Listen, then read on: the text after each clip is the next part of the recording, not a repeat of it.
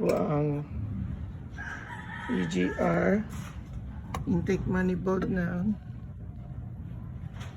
Ford Ranger 87,000. Ganyan kadumi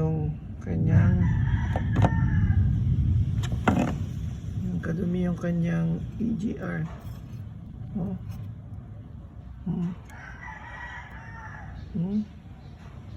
Putik oh. Oh, ganyan pala. Kaya pala talagang kailangan pinalilinis ang EGR. 87,000 oh. Ford Ranger 2018.